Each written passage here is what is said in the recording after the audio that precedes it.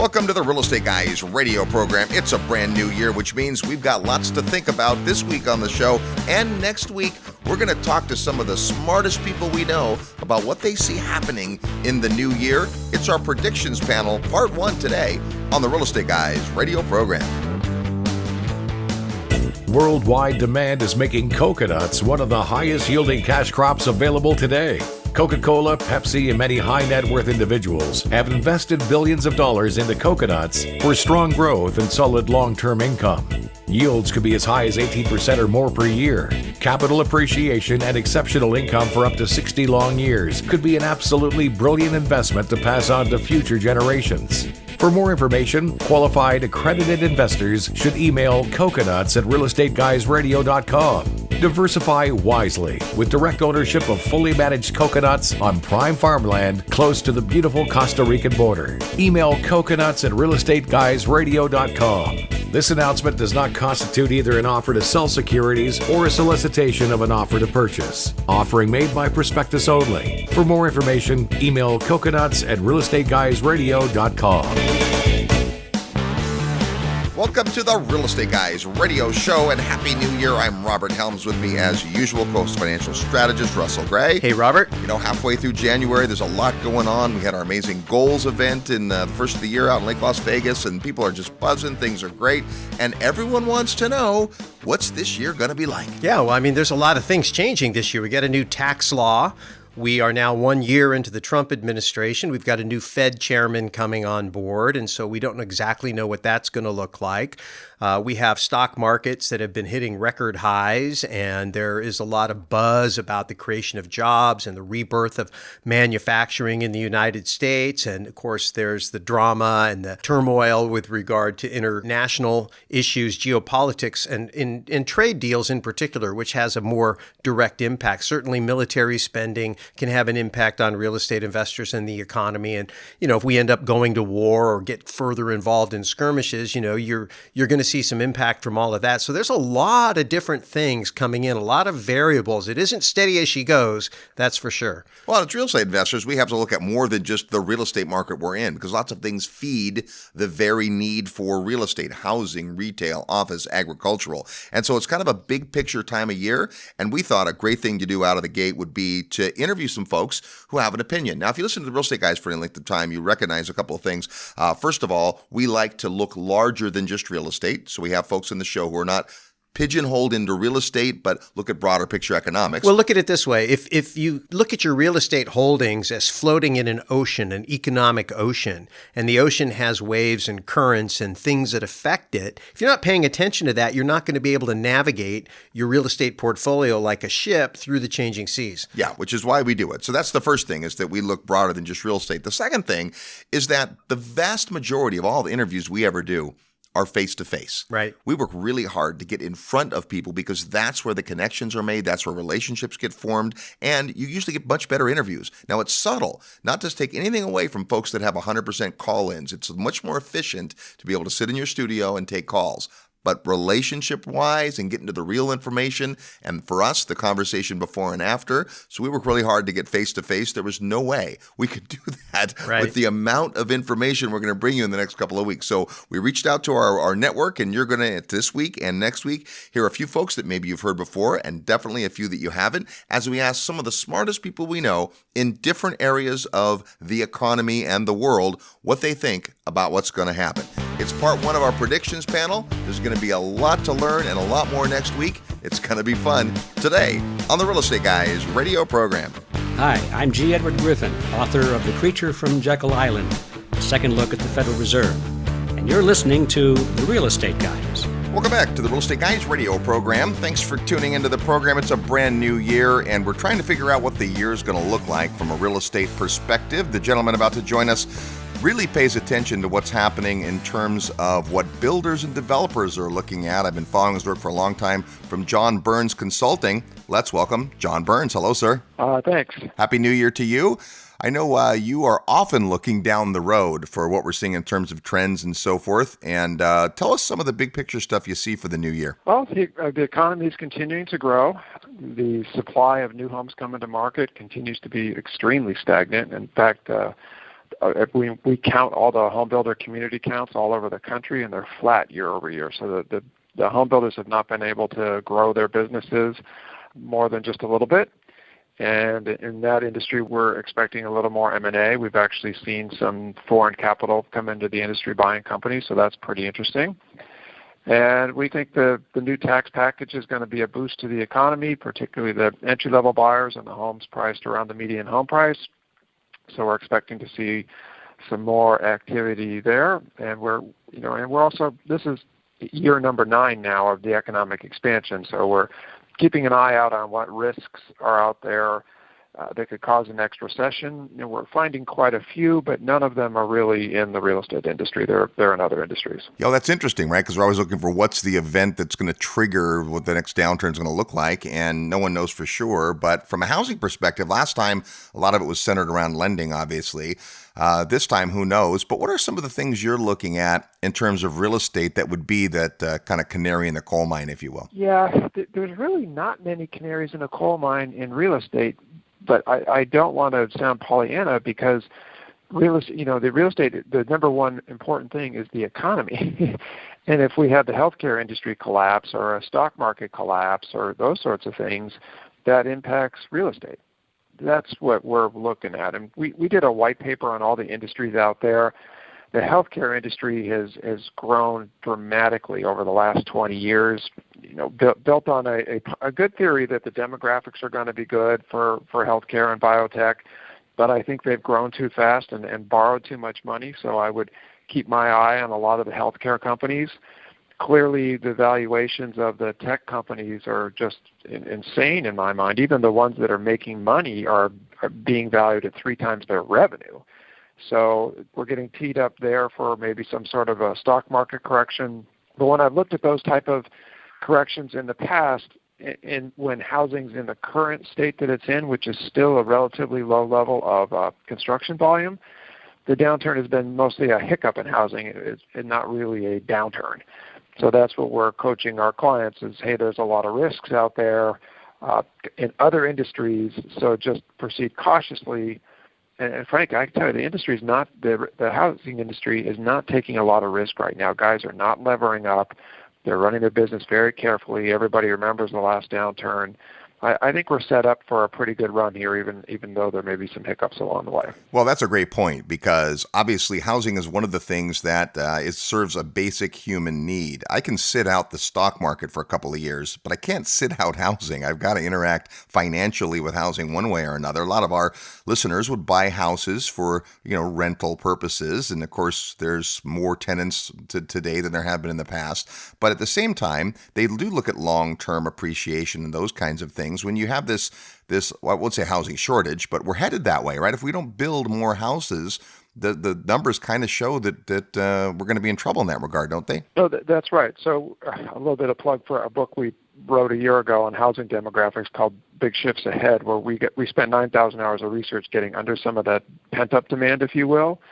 And just to share a few things with you, I agree with what you just said, but we got clearly very overbuilt in 05 and 06. To the point where during the downturn we had 3.5 million more housing units, in our view, than we needed in the country.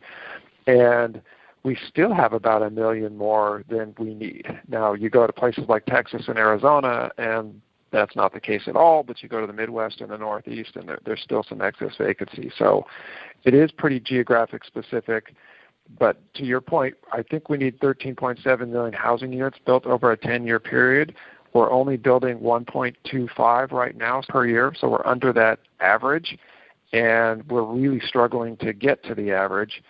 And one of the other things I think that your listeners may want to know is the construction costs have gotten so out of control, and I'm not talking just about lumber and materials. I'm talking about local regulations and the difficulty getting land entitled, that it really has become extremely hard for new homes to be built under 200,000 or even under 250,000 in many areas.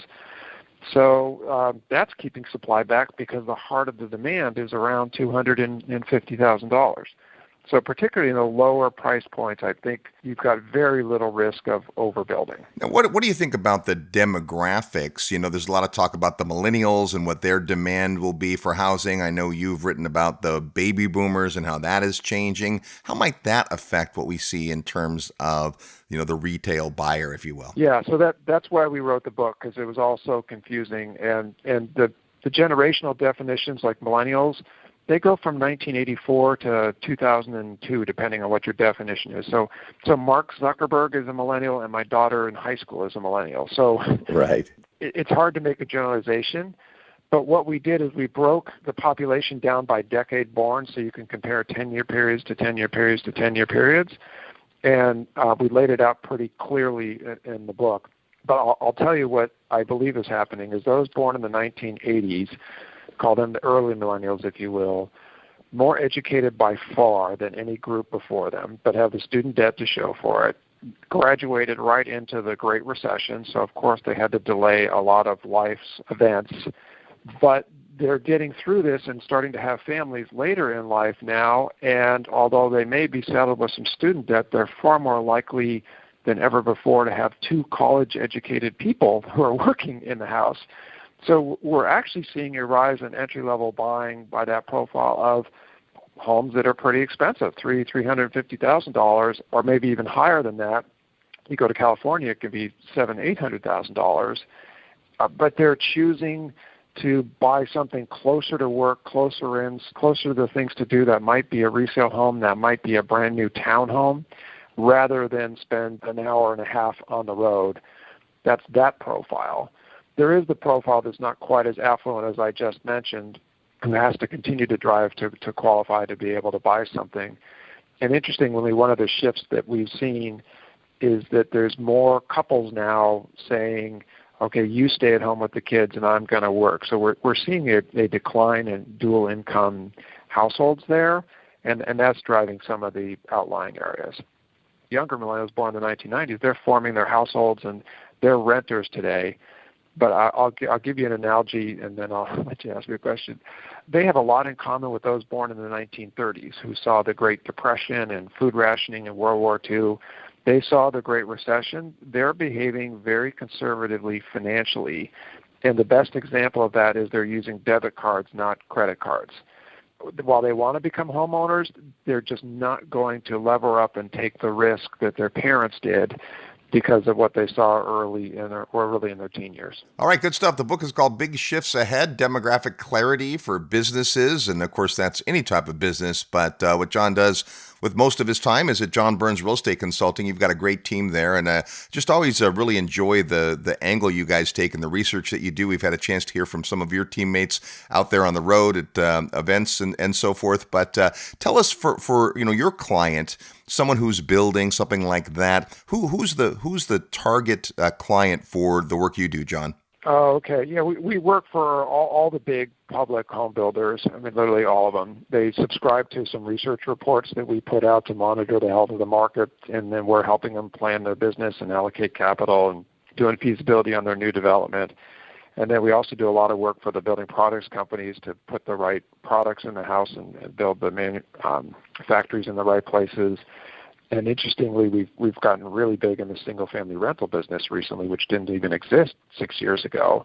Well, it did exist, but not with players that owned 5,000 or more homes. And I know a lot of your clients do that. I'm a big believer in that business going forward. I think some of the technologies have changed the game there to make it easier to manage the properties. And I think a lot of people said for those same reasons I was mentioning earlier about debt, there's just going to be a percentage of people who just don't want to be saddled with a 30-year mortgage. They would like to be homeowners, but when push comes to shove, they're going to stay renters. And I'm talking about people that make good money. Yeah, good stuff. Well, hey, we sure appreciate your input today, and Happy New Year to you. You too, Robert. Thanks. There's John Burns from John Burns Real Estate Consulting. More when we come back for our predictions panel 2018. I'm your host, Robert Helms. Real estate investment advice right in your mailbox. Sign up for the free Real Estate Guys newsletter at realestateguysradio.com. If you love real estate and have always wanted to own your own business, listen up.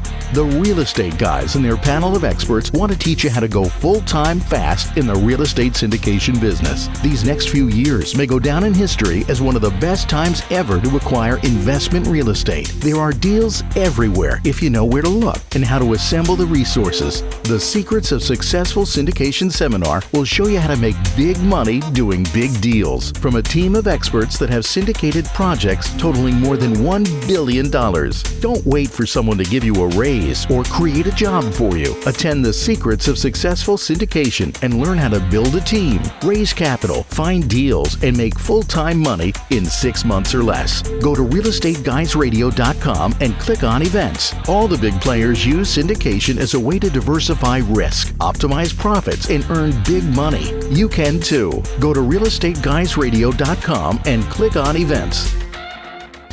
Are you ready to profit in paradise? Hi, it's Robert Helms, and if you think real estate investing means tenants, toilets, and termites, think again. Located just a short plane ride from the U.S., a virtually untouched paradise awaits, the beautiful country of Belize. When you go to Belize with the Real Estate Guys, you'll spend 4 fabulous days discovering one of the most intriguing real estate markets I've ever seen.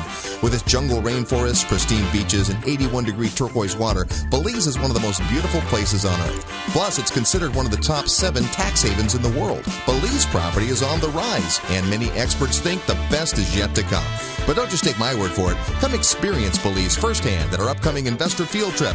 When you join us, you'll discover the many reasons we love Belize, like tremendously undervalued beachfront land, super low taxes, ease of doing business, and so much more. Get the details at realestateguysradio.com. Just click on events. See paradise for yourself. Click events at realestateguysradio.com, and I'll see you in beautiful Belize. Hi, this is Peter Schiff, and you are listening to The Real Estate Guys. Welcome back to the Real Estate Guys radio program, heard every weekend on this great radio station all the time at realestateguysradio.com and in over 190 countries. It's the beginning of a new year, and we're taking a look at where we might be headed. Always hard to figure it out. It's a little murky, but it's why we've assembled all these amazing folks. And this next gentleman is a guy who never fails to impress me when he does a presentation. We've been honored to have him on the show several times, but it's been too long. Welcome back to the Real Estate Guys radio program, the CEO of U.S. Global Investors, Mr. Frank Holmes. Hey, Frank. Good day, my friend, and how are you? I'm just fine. I'm excited about a new year, and I know we've got lots to look forward to. You know, you're looking at a ton of stuff, and of course, you guys invest in lots of different places and asset classes and so forth. And before we're done, I want to talk about what you've been recently sharing with us on blockchain and all that. But let's talk big picture. We've got a new year coming. We've got a new Fed chair coming in. What are some of the big strokes, the big picture stuff that you see for the new year? Well, the numbers, bad news has always been good news as governments panic and try to stimulate the economy. And so although U.S. payrolls rose stronger than expected, 228,000 November, the annual percentage growth rate this year and every year since 2010 has been below the average change for non-recession years since 1968. Wow. So how far rates will go before they start stifling the economy, we just have to have the faster fiscal policy streamlining of regulations and regulators. And the fact that we have a 75% drop in IPOs, we have more indices than there are public companies. We have what's called ICOs, initial coin offerings, bringing in almost $3.5 billion and 1,000 new coins this year, usurping money away from junior capital markets because they're so difficult to deal with. I think there's some real change in the formation of capital. And so I think the government won't be able to raise rates too much until probably by June. This will be peaked. Now we've gone to a flat yield curve. So I'm not as bearish as most people are because there's some real headwinds, and the governments will do everything they're trying to do to maintain that economic growth. They sure will. And, it's interesting. We always see when there's a lot of doomsday and a lot of those things out there. But in the meantime, this is the longest, recovery, and we still see some vibrancy out there. Obviously, a lot of our listeners are real estate investors, and they're looking at not only the markets in terms of real estate, but financing, interest rates, those kinds of things. What do you see on that horizon? It's a great question because the crowdfunding model is estimated $50 billion went in there outside of the stock market. And a lot of money has gone into real estate and private transactions. And I believe that the SEC has cleared that you can do crowdfunding up to $50 million to make an asset liquid. And I'm not sure exactly, but someone told me that this also includes real estate. So I think that real estate is going to remain very attractive. The cost for borrowing is really not punitive. When I first got in this business, it was rising from 12 to 20%. It's a very different world today. And as I said earlier, I think that if we can get some real fiscal restraints and stimulation, and then you could have this raising rates, and that would have a bigger impact negatively on real estate. So I'm bullish on real estate.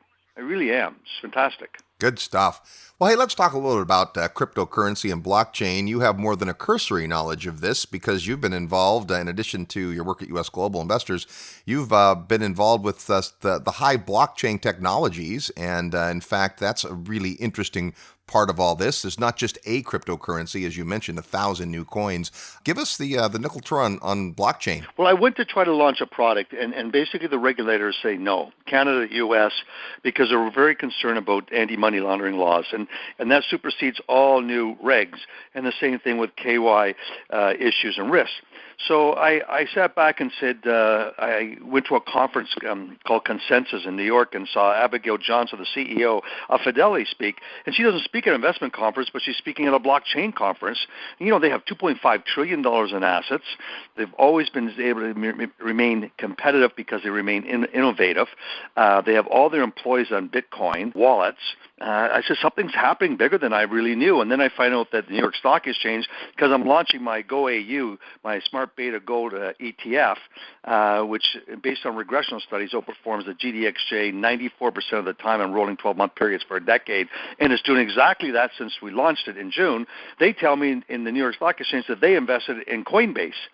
And so did USAA up the street, the insurance company. And all of a sudden I find out that you can open an account at Fidelity's National Securities, which is the second biggest discount brokerage firm in the country, in the world. And you can have money in Coinbase, and it can show up in your Fidelity accounts. And the same thing with USAA. So something's big happened in this space, but I couldn't launch a product. And my friend called me and said, my young guy's like this. Do you have any? What do you think about his investing? And I said, yes, let me do some due diligence. And I said, immediately. I became the chairman. I put in $5 million. And I basically took Grow, which is a public company which manages the mutual funds, a share of Hive behind each share of Grow. And Hive took off. I mean, Hive went up tenfold from its investment because it was the first company to what they call mine coins. And we mine coins in Iceland where you need to have cheap electricity, geothermal, good energy. And so I said, wow, we're gonna basically be mining virgin coins. That means we don't have any AML problems. And what they call the first coin is called Genesis. And the partnership, funny enough, is with Hive, is with Genesis Mining, who is the largest cryptocurrency miner in the world. A bunch of mathematicians from Germany. They have a multi-billion-dollar private company, the latest of technology. So it was a sort of a triangle. Here you have Hive, you have the Genesis, which is private, which is the biggest mining entity, sharing their intellectual capital. They own 30% of Hive, and U.S. Global was a perfect triangle, and everything took off. So if you look at stocks like that, you have to buy them in Canada, and the ticker is HIVE. And then when you go to those places where these facilities where they mine these coins, they sound like a beehive. So I'm very bullish. Yeah, well, and it's hard not to just pay attention to what's happening price-wise with Bitcoin, but to your point, the underlying technology is really so much different than that. It's not about any one cryptocurrency. What's your kind of long view on this idea, when it really is, a different idea, different way of thinking about cryptocurrency and the future? Well, think of the internet never took off until email came along, and blockchain never took off until Bitcoin all of a sudden went through $1,000. And you saw all the major banks, the financial institutions may be talking negative regarding Bitcoin, et cetera, but they have filed 2,700 patents of how to use blockchain technology. And that's the real big backbone of this. You're able to drop down the cost tremendously, that the New York Stock Exchange said they could be Uberized by this, because you could all of a sudden have blockchain exchanges that you can trade 24/7. and every transaction settles in 10 minutes, and you never have failed deliveries. So the whole concept of how the protocols of the blockchain technology are very significant for real estate, for insurance. You're entitled to your company. If you want to move money, it's becoming very expensive, and I believe that a lot of the banks, that's where they make their money, but they're going to get Uberized with this blockchain technology, with new startups coming, like Airbnb has done to real estate, and Uber has done to the taxi cab medallions around the world. And I think that that's where we're moving in that direction. So this blockchain, there's some good articles that are out there that they'll Uberize or Amazonize 18 different industries. Yeah, amazing stuff. Hey, before I let you get out of here, Frank, it's always great to talk to you about gold, because you mentioned your gold ETF, certainly, but every time you've had this show, you've had an interesting and sometimes different opinion about gold and where it's headed, and some of the reasons why. What should we look for in the new year when it comes to gold? The biggest headwind is going to be these tax concessions coming through in America and making America so competitive on a corporate basis globally, and that could be a strong, tailwind for the dollar. But I don't think it's going to be really long-lived. I think I'm very bullish on the gold. We've got peak supply, and the world continues to print money at rapid rates, and that's one reason for Bitcoin taking off, because there's only 21 million coins will eventually be out there, and if you backed out the lost coins and one's not produced, there's only 10 million coin float. So that's one of the reasons why, because you can't print more than's out there, but so many fiat money that's globally in the scene has been printing money by the trillions of dollars. I mean, are you aware that the Swiss have been buying Apple and buying stocks in America because they go to raise $1 billion Swiss francs and only 100 million is bought by the public, 900 million the government buys. So now they get all this cash, they create paper anywhere, they go buy stocks, and they now own 15% of the stock market. The same thing is in Japan. The same thing is in South Korea. So you're witnessing a cartel of the G20 countries, which are basically not consumed with global trade as you are with synchronized tax and regulation. And guess what? Trump is a disruptor. And just like Nigel Farage, I had lunch with, it was a couple of weeks ago in London, and spoke on a panel with him. They look at themselves as being great disruptors like Amazon is. If you're a consumer of Amazon's products, you love it. But if they go into your business and how they're going to drop the cost and make you basically irrelevant, you don't like it. And that's what's happening in the capital markets. So I think there's going to be lots of positive change taking place for next year. That's going to be good for gold. I think that we're going to see negative real interest rates. We're going to see inflation pick up very easily, and I think we have peak supply in gold. So that's an important factor. GDP, and remember the Chinese currency tracks the trend of the dollar. The dollar is down this year, and you can't believe it. Gold is up. Gold is up over 10%, and it's almost like it's done nothing. And so I always like to remind readers that since the year 2000, gold has done 2 times what the S&P has done. Hard to believe long-term, and then short-term this year is still up double-digit. So I remain very bullish on gold. And the other last thing is that the Chinese to go and raise money to have currency trading with the Saudis, guess what? They had to collateralize that with bullion. So they've been buyers of bullion. It's slowed down just recently, but they've been buyers of bullion. They've collateralized their bonds or their money against that if they want the Saudis to take their paper. So that comes back that gold is a very important asset class. All right, great stuff. Frank Holmes is the CEO of U.S. Global Investors. They're easy to find on the web at usfunds.com. They've got great mutual funds, ETFs, and a ton of excellent research, and it's always a pleasure to hear from you, my friend. Thanks so much for joining us on the program, and a Happy New Year to you. Thank you, and same with all of your listeners. Happy investing. You're tuned to the Real Estate Guys radio program. I'm your host, Robert Helms. Need help with your real estate investment portfolio? Check out the resources page at realestateguysradio.com.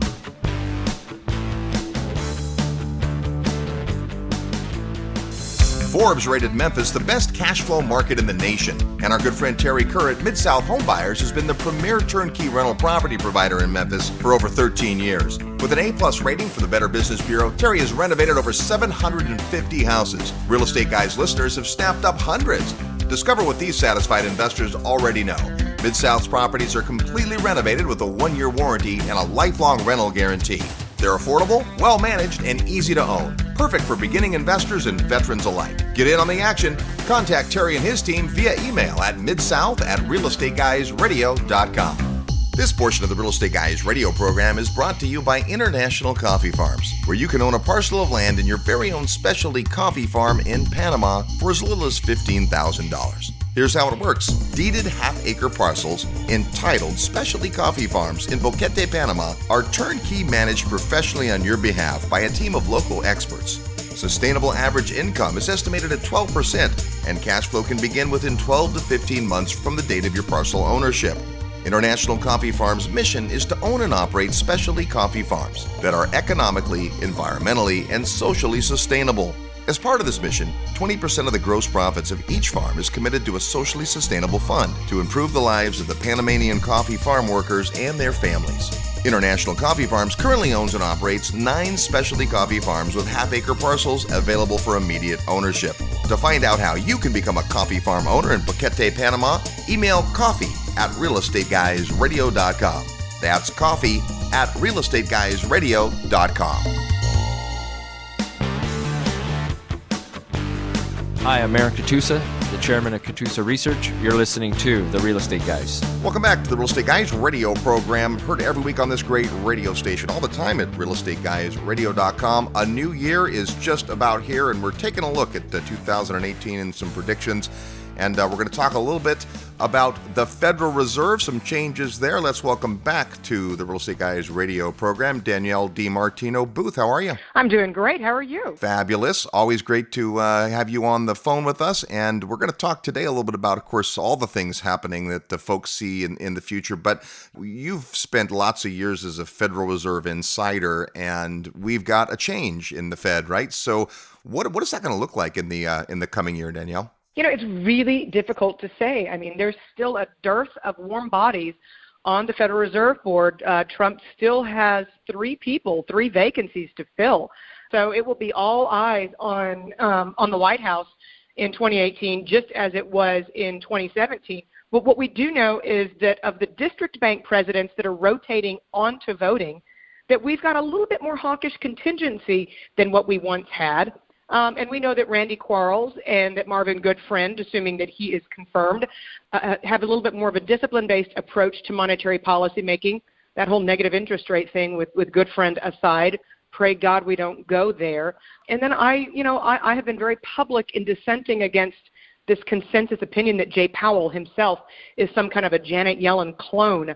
I pushed back on that. He publicly stated that he had regretted voting for the last iteration of quantitative easing, and I'm hoping, given some of the things that we're seeing out of the European Central Bank, that we don't see our Federal Reserve go that way if 2018 does see a slowing economy. Yeah, and it's so hard to tell, and that's part of the thing is none of us really have crystal balls. We're just trying to take what we've learned and look forward. You know, anytime there's a change, we don't know what's going to happen, but reading the tea leaves, if you will, there's definitely what they state and what the media expects in terms of, the Fed raising rates and that kind of thing, and yet then they see what happens, how the reaction is in the economy and make adjustments. So it is hard to tell.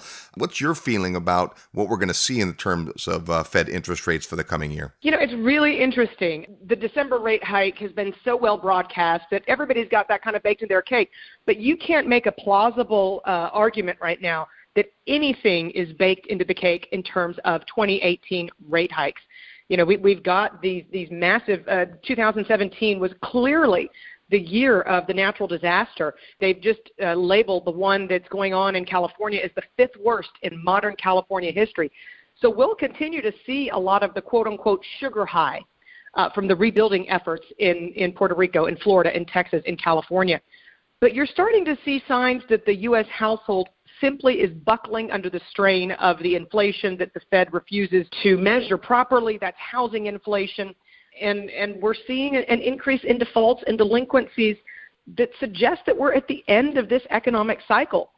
And I put it on Federal Reserve policymakers to pay close attention to what they're seeing in the data and not just go with what the headlines are telling them, because they could over-tighten the economy easily into recession in 2018. Well, and this quote-unquote recovery has been one of the longest on records, and if you just follow logic at everything that goes up must come down, and we are starting to see those cracks in the dam. And of course, a lot of the folks today are sharing with us what they see in terms of what that may manifest like. Nobody put a timeline on it, but what are the things we'd be looking for if that path was to continue? Well, I think that you would look for deceleration in capital expenditures.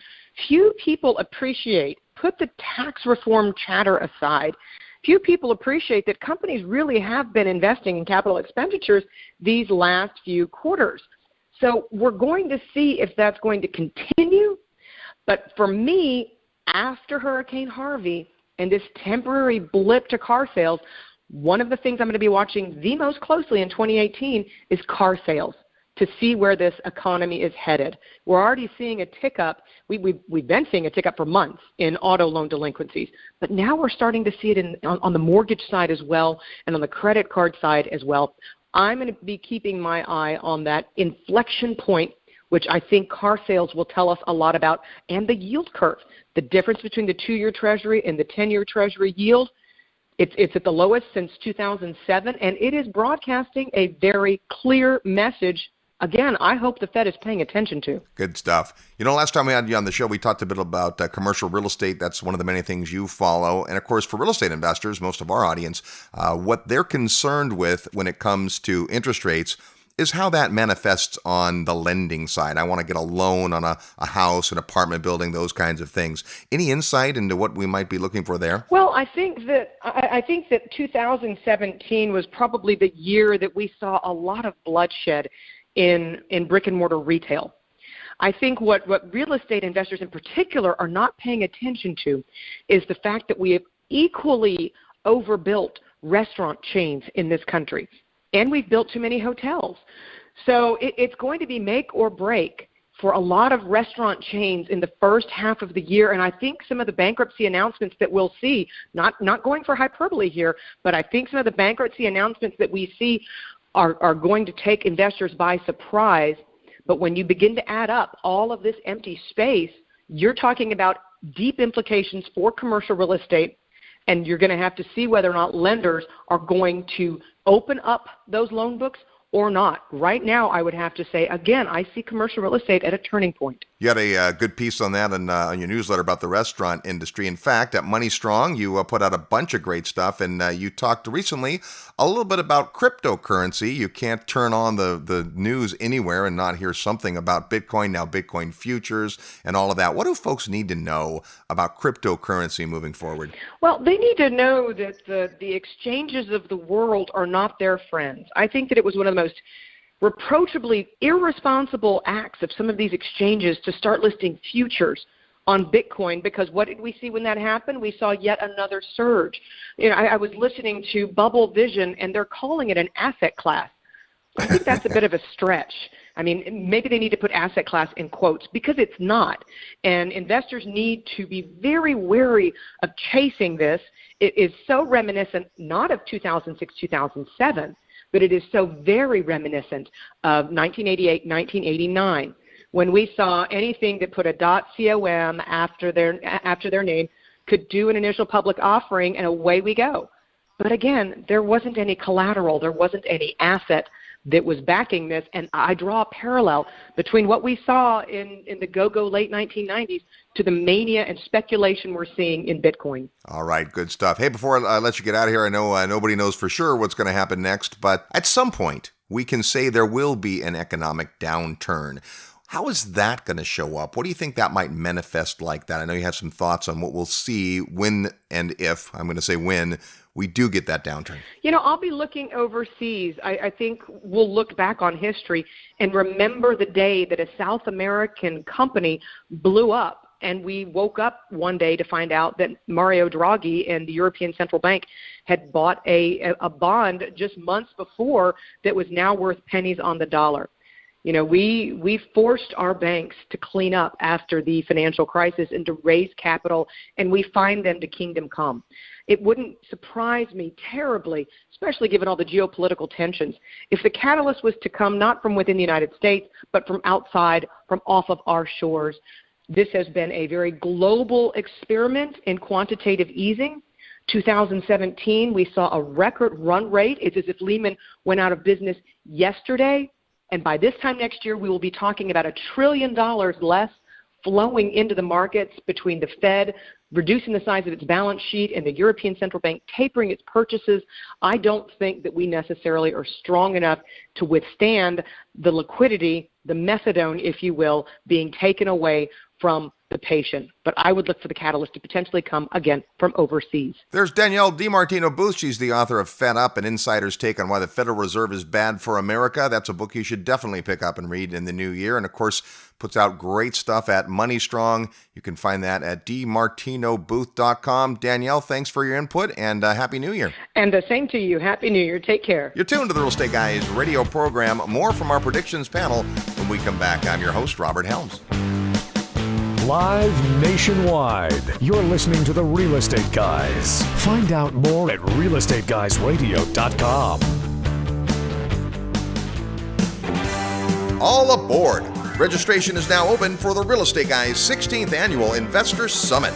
Imagine spending an entire week with like-minded investors, world-class educators, and real-world professionals. Returning this year are sales legend Tom Hopkins, international developer Beth Clifford, the authors of Prosper, Chris Martenson and Adam Taggart, and the author of The Creature from Jekyll Island, G. Edward Griffin. And joining us live and in person for his 6th Investor Summit, Peter Schiff. And lots more to be announced. It all begins April 6, 2018 in Fort Lauderdale. Visit realestateguysradio.com and click the tab that says Summit to learn more and reserve your spot. This transformational week is like no conference you've ever attended. Go to realestateguysradio.com and click Summit and make plans to spend a week with the Real Estate Guys and an all-star faculty on the 16th Annual Investors Summit at Sea. Don't miss the boat. Hi, this is Patrick Donahoe, CEO of Paradigm Life. Wall Street and banks spend billions of dollars per year in advertising with the goal to convince you that they are the solution. But take a look around. None of their advice has worked. If you're listening to this, odds are pretty good that you're already a real estate investor, or at least becoming one. So why do you do it? Is it to hedge inflation, the tax benefits, or maybe it's to get your money away from Wall Street? It's because of these benefits and so many more that I created the Real Estate Investor's Guide to the Perpetual Wealth Strategy. When you combine successful real estate investing with the perpetual wealth strategy, you have the recipe for what has helped the wealthy to establish their financial well-being for decades. You can download the Real Estate Investor's Guide to the Perpetual Wealth Strategy today by clicking the Resources tab on the Real Estate Guys Radio homepage. Don't wait, go download it now. Hey, it's Ken McElroy. Listen to the Real Estate Guys, and so should you. Welcome back to the Real Estate Guys radio program. I'm your host, Robert Helms, staring at a brand new blank year. Always an exciting time of year. And we thought for today we'd get out the crystal balls and take a look at what might happen in the new year. And no one knows for sure, but the gentleman we're about to talk to thinks about this stuff an awful lot. Please welcome back to the Real Estate Guys radio program, the amazing Chris Martenson. Hey, Chris. Hey, Robert. Really good to be back with you today. Well, good to have you on. It seems like you were just on the program talking about the 8 forms of capital, which is a fascinating topic. Today, we're really talking about what we can expect in 2018, and, you know, an underlying message you guys always have, you and Adam, is about being prepared. So I would say, what are the big picture things you think we need to be prepared for in the new year? Well, I think 2018 is the year where the oil story really begins to change, and it's going to change from one where there's a lot of oil to one where people start to recognize, well, there's just about enough, and then it goes into the future where, there isn't quite enough. So 2018 is that transition year for me. All right. Well, I can remember, when I was a petroleum transfer agent for a little while there in the 80s, that, we had gas rationing and all those kinds of things, and it was predicted we were going to run out of oil. But then, of course, technology comes and those things, and that kicked the can down the road a little bit. But one of the things you point out so brilliantly is anytime you're talking about a scarce resource, it cannot just continue to grow geometrically. Well, absolutely, and oil is the master resource. Everything else kind of flows from that. If you say we want more wind towers, you need more oil to put them up. And if you want more solar, well, you need more oil to transport them, manufacture them, install them. Oil is how more than 95% of everything moves across the globe. And, of course, we have a just-in-time global economy. Stuff is manufactured in China, but the components might have come from Taiwan, the raw materials from Africa. That's the world. So oil is really important. And, yes, we've been supplied for a while, but a little complexity in this market. I like people to educate them so they can begin to understand the complexities because, of course, as you know, as a real estate investor, you don't just buy buildings. You buy this building or commercial, rental, a multifamily. They're all different. Oil isn't just this one thing. It's a variety of things. It comes from really heavy and sour to light and sweet, and there's a lot of interesting details under there. But the summary is this. We're kind of swimming in a kind of oil that the world has plenty of, and we're running out of a different kind, and that's really where the story is shaping up. And it's beginning to have huge geopolitical realignments across China, Russia, Saudi Arabia. Very interesting what's going on. Yeah, and I don't know that we all are tuned into it, and certainly the major media isn't reporting the same things that, say, you guys talk about. Well, no, it's, I think, too complex for the mainstream media. They really like their stuff simple. Look at, for example, Puerto Rico is already completely out of the news cycle. Even though there are whole portions which are still without power, clearly it's a very big story to the people who are living there, but mainstream media has moved on. So this is where, of course, I make my living, and I love explaining these things to people, and we live in a complex world. So the details is where this story really comes alive, and it's just fascinating. What's the transformation that's about to take place in the oil business. Well, and let's talk about some of that, because I think when we think about gas prices, I mean, that's where the average person stops. Okay, what do I have to pay for gas this week, this month? Oh, gas is going up, gas is going down, and it changes in the summer, and then we look at the airline tickets and all those things. But you pointed out a point I don't want people to miss, and that is there is the price of energy in every single thing we consume practically. It is a big factor in moving anything physically. Well, it is. It's also a factor in growing things. So if you look at the price of food over time and the price of oil, the price of food tracks the price of oil, not the other way around. Even the National Association of Home Builders recently released a nice chart showing the cost of doing business for them from an inflation standpoint, and they finally noticed, if you overlay that with a price of oil chart, they line up perfectly.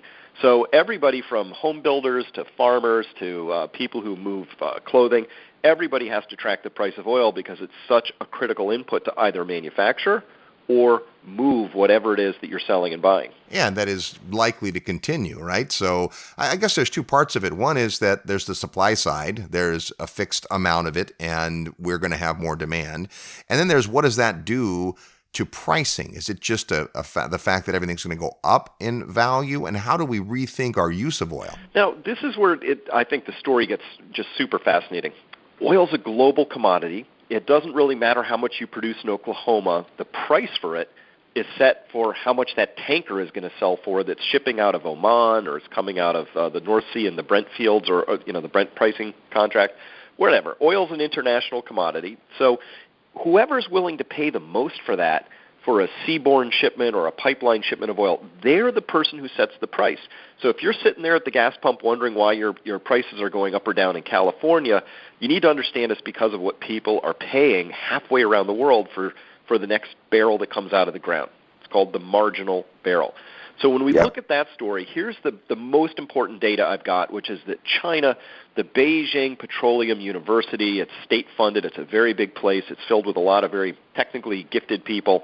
They looked at China's oil imports and their supply, their own domestic production, Robert, and they said, hey, big study came out just a few months ago. They said, hey, we're going to be peaking in oil in 2018, and we expect our imports to continue to climb, both because we're growing as an economy and because our domestic supply is going down. China's already the number one importer of oil in the world by far, and they're going to be consuming more and more and more. Now, they are that marginal buyer out there, but so is India, growing their consumption very rapidly. As well, most people don't know this, but a lot of the oil, petroleum exporting countries, OPEC, they're experiencing both rising demand domestically and kind of flat output for their production, so they have less to export. So you put all of this together, 2018 is the year that the oil markets rebalance, supply and demand come right back into balance if they aren't already. When supply is exceeded by demand in the oil space, that's when you see the marginal price drive the barrel. It's very what they call inelastic. A little bit of shortfall in supply, and you see big swings in price. That's what we saw in 2008. I think we see something like 2008 again in the future. I'm not sure it hits in 2018, but that's where we see the setup for it. All right, good stuff. Hey, before we get you out of here, let's also talk a little bit about cryptocurrency, completely different than oil, right? You, of course, were on the panel about that in New Orleans, and we talked a bit. But I know you guys put an article out about this recently. Take us through, what your thoughts are on Bitcoin and cryptocurrency. So the technology itself we're completely in love with. We're just not smart enough to know who's going to win that particular battle. I am reasonably confident saying Bitcoin is one of the first entrants out of the gate. Hey, it's fantastic. I love the proof of concept. I love where it's gone. Is that going to be the piece of cryptocurrency that is the survivor in 10 years from now? I don't know, Robert. A little early for me to say, because it's kind of like the idea of recording movies and being able to play them back at home. I love the technology. But was it Betamax? Was it VHS? Oops, nope, wait, it was DVDs. Wait, now we have Blockbuster. Oops, Netflix was the winner, right? It's a little hard to predict who's going to be that winner at the end. I can tell you I love the technology, but if people are in Bitcoin or if they're in Ethereum or one of those, feel free to do that. Understand you're speculating and have just a speculative portion of your investable money in that. This is not investing at this stage. It's really more speculating. Chris and Adam get their mind around all kinds of stuff, and if you want to find out more about what they do, go to peakprosperity.com, where they talk about energy, the environment, Bitcoin, all kinds of stuff, occasionally even real estate. Hey, anything else for the new year that you guys are watching or thinking about as we prepare for 2018? Well, yeah, the biggest thing is the central banks are starting their unwind process. We'll see how far they go, but this is going to start creating headwinds in the markets. So just watching for that and watching the credit markets very, very carefully. This is a long expansion. A lot of things out there saying, hey, we're watching carefully to see where this unfolds. So stay nimble. Lots of good investment opportunities out there, we think, still, but you're going to have to do your homework. All right, good stuff. There's Chris Martenson, author of The Crash Course, and, of course, Prosper. Always great to hear from you, Chris. We appreciate it, and Happy New Year to you. Thank you. Happy New Year to you as well. So there you have it, our predictions panel, part 1 for 2018. Lots of stuff out there, man. So I guess if we're halfway through, then we haven't done a 360 yet. We're only at a 180. We've done a 180. We've done That's a 180. Right. And I don't know that we're going to do a full 360 because there's so much we could do. I mean, really, it was amazing getting a chance to talk to these folks, especially since most of the guests, number of the guests we had today, we could have done a whole show with. And we have in the past with some of them. But this is to get the high notes, what's top of mind for them, what they're paying attention to. So your mission, of course, is to assemble all that and ask the big question, what does it mean to me? Now, you're only going to be able to ask half that question because the rest will happen next week. But be thinking about it and then listen to next week's show and take all that information and design an amazing 2018. Thanks to our incredible guests. We'll have more next week. And until then, go make some equity happen. Hello, this is Robert Kiyosaki, and I'm very excited that I'll be joining the real estate guys for their Investor Real Estate Summit at Sea. Join me, join my friends, join the real estate guys, Investor Summit at Sea, and I'll see you out there. Thank you very much. This episode of the Real Estate Guys radio show is brought to you by Paradigm Life. Powerful cash management strategies using life insurance. Learn more at beyourbank.com. Mid-South Home Buyers, low-cost, turnkey cash flow properties in Memphis, Tennessee. Corporate Direct, asset protection strategies for real estate investors from attorney and rich dad advisor Garrett Sutton. Find these and other great companies under the Resources tab at realestateguysradio.com. To learn how you can expose your product or service to the Real Estate Guys audience, call 888-489-7723 extension 4. That's 888-489-7723 extension 4. Or use the feedback page at realestateguysradio.com. Thanks for listening, and we'll see you next week right here on the Real Estate Guys Radio Show.